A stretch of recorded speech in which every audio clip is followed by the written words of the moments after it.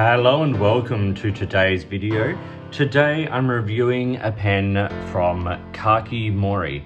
Kakimori is a Japanese brand. They make beautiful sort of minimalist Japanese stationery. And the pen we're looking at today is from the Frost series. I have it in the moss color. You can see the packaging here. It's very simple packaging.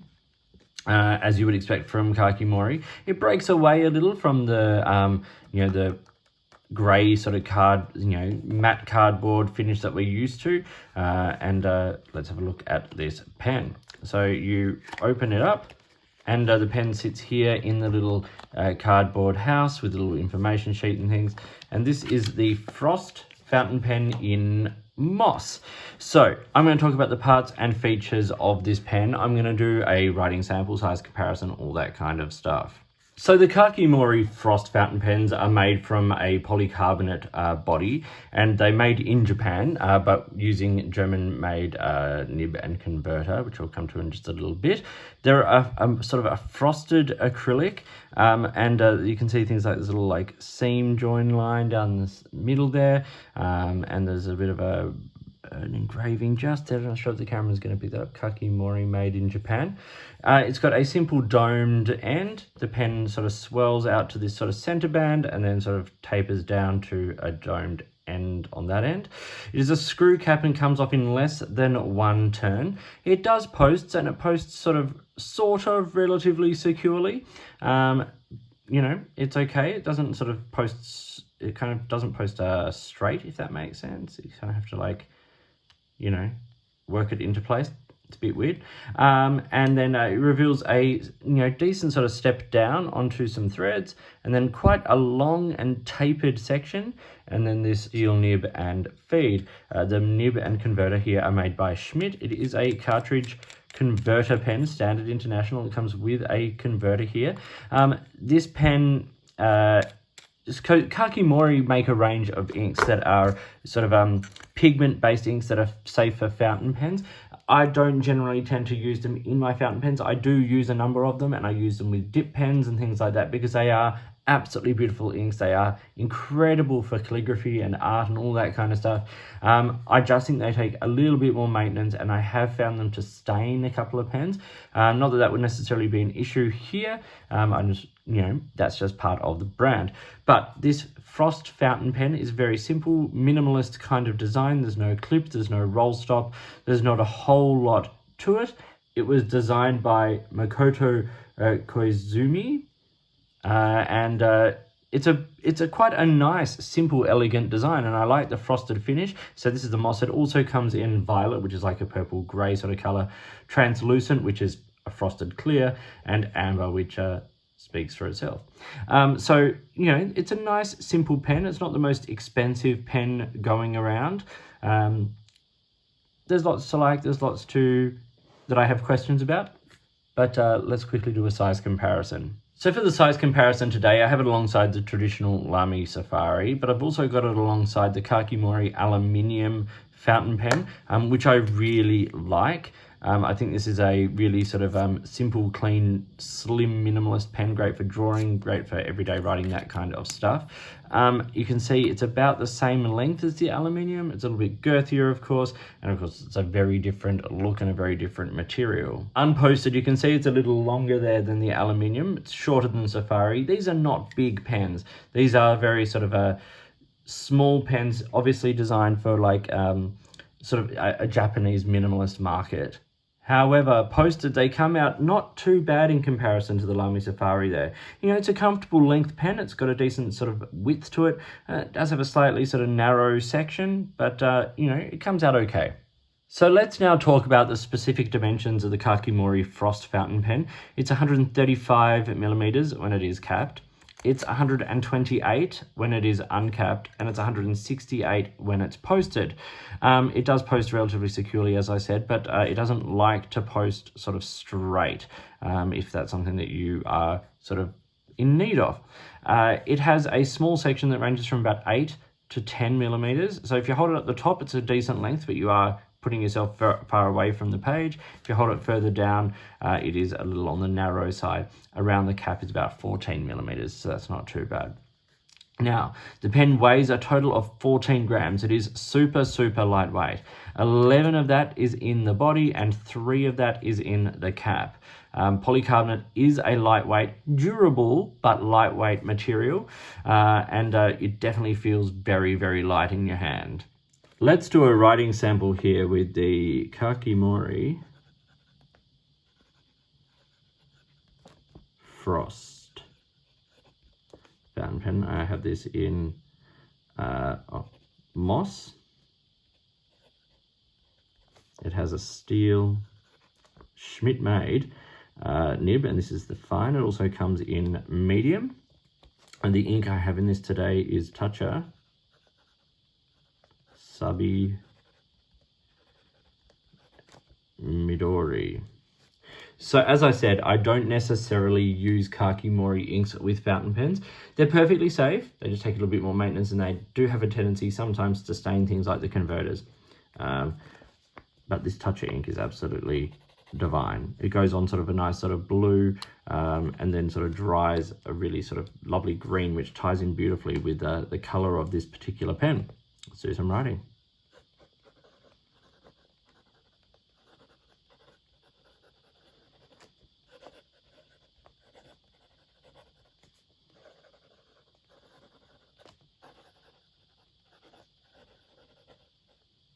Okay, so the nib writes well enough. It's sort of smooth and reliable.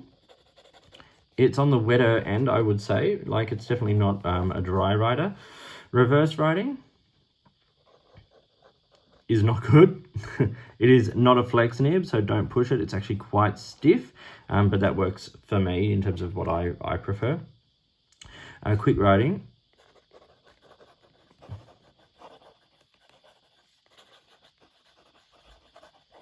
There's no issues there. There's a lot of feedback on the nib, I will say that much. You know, like that it does sort of have a pencil-y kind of feel. So if you want buttery smooth, this is not designed for that. It is clearly designed to be a feedbacky sort of nib, and you can hear it there. It's almost scratchy on a few of those angles. But generally speaking, it writes well and writes consistently. It's not dried out or anything like that. So even though there's no cap liner, you know, or anything, you see lines of ink in there. That's sort of, you know, frosted materials often catch a bit of ink as you're capping the pen. If the nib touches the side, you can see, like, you know. So that's just something to be aware of. Easy to clean out, obviously. Yeah, there's no cap line or anything like that. And it's only one seal, but I've not had any issues with it drying out. So that's a good sign. So before we talk about the pros and cons, I just want to quickly mention the price. So I bought this from an Australian retailer where it retails for $100 or $99, I think it was. I have seen it online from more direct retailers, shall we say, for between 82 and 92, depending on the version you get. So it's not an inexpensive pen here. We're talking about a pen that sits at a price point that you're starting to talk about sort of substantial pens. And for me, to my personal taste, this is like, this is not a super substantial pen, but we'll talk about more of that in the pros and cons. What are these pros and cons? Well, the cons, firstly, it is exceptionally lightweight. That will be a pro to some people. To me, it's just a little too lightweight. It just feels a little bit sort of too insignificant in my hand. It's also quite slippery, like this material, and the fact that the section tapers so much, I find my fingers moving around quite a lot as I write. The capping threads, although there is no drying out, that they are kind of a bit loose and a bit sort of slack or something. I don't really love those. And also you do feel that substantial step down there. Okay, the other issues I have, firstly, also, yeah, you do get a lot of ink in the cap, because if you touch the side of the cap with the nib as you're capping it, this sort of material does pick up lines of ink there, as you can see. The big issue I have with this pen is actually the posting. So it doesn't post, it posts securely, like it's not going to come off, But because of the style of posting that it is, where it posts sort of like on the threads, onto the barrel, it's very hard to get it to sit straight, and that bugs me quite a lot. And there are a lot of pens like that. But with this pen, because it is a lightweight pen, you do kind of feel like you need, and it is not a huge pen, you do kind of feel like you need the cap's extra 3 grams of weight just to give it a little bit more feel in the hand. But as you can see, it's not posting straight, which bugs me. Also, when it is posted, you feel the rim of the cap a lot. It sits, for me, right on the webbing of my hand, and I feel it rubbing as I write. And that, once again, is not something I love, but the pen is, I can write with this unposted. It's perfectly fine, but it just feels small and very light. So those are some issues I have. There are some pros, obviously. You know, Kakimori is a good brand, and they're not going to put out something that is not good. So, and they've done that here. It's a nice material. I think it's an interesting color. I love this sort of mossy green. And they've used a German-made Schmidt nib and converter, you know, so the guts of the pen are all pretty consistent. There is a lot of feedback on the nib, but it does write quite well. It writes consistently, all of that kind of stuff. And I do kind of enjoy the feel of that nib on the page. I liked the packaging. I think, you know, the fact that the packaging is quite minimal is a bit of a pro, because, you know, how many pens do we get with like elaborate boxes, even at like lower price points, and it all just goes in the trash eventually, whether it's us or someone else. And this is recyclable. It's cardboard, you know, so like, it's not fancy. It sort of does the job. It says everything it needs to, the color, you know, the make of the pen, the nib size, the brand, where it's made. It's good. It's perfectly fine.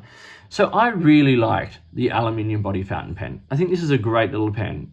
It's only a tiny bit more expensive here than the Frost, but I think it writes really, really well, and it feels good in the hand. Do I think the Frost here is a good pen? I think it's an okay pen. I think it's got a lot going for it. I should also say you can buy, because this is a Schmidt section, you can also buy a rollable converter unit here. So you could make this a rollable pen. It also comes in rollable and stuff as well, but you know, if you wanted to buy, I think it's 22 Australian dollars, you can buy, you know, that converter unit there to make it a rollable, which is cool. Like, I like that. I think there's a lot going for this pen. I think there's a couple of missed marks. I don't think it's the most ergonomically comfortable pen I've used. I think it writes well enough, but I think at this price point, there's a few little things like, you know, how sharp the edge of that cap is on your hand, or the way it posts and the balance and things like that, you know, haven't necessarily been taken into account. So this was the Kakimori Frost Fountain Pen here in the Moss version. I hope you found this video interesting and useful. Please like and subscribe. Hit the notifications button, all that kind of stuff. If you've got products you think I should be looking at, or if there is a way you would like to support the channel, I would love to hear from you. In the meantime, enjoy your pens, enjoy writing, and I'll talk to you soon.